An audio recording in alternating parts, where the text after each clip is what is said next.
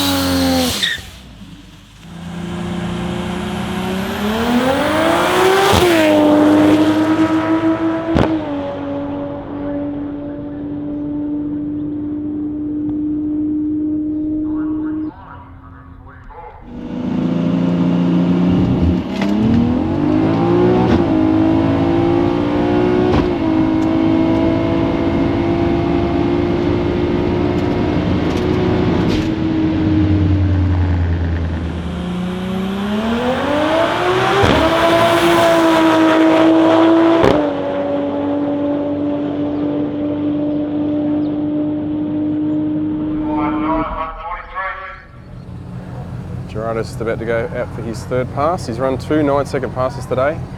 The car ran a 9:57 at 1:43.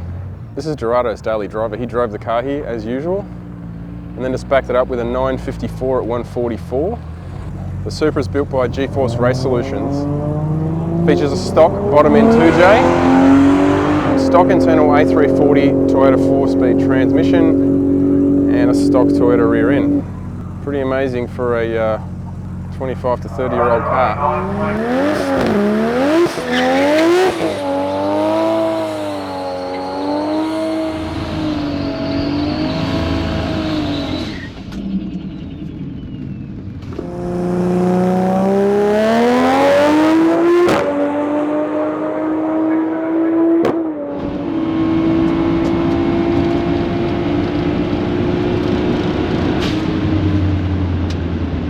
Don't forget to order your track merchandise. We've got an awesome new 25 years of full boost. Yes, that's right, 25 years we've been doing this. Old school boost gauge.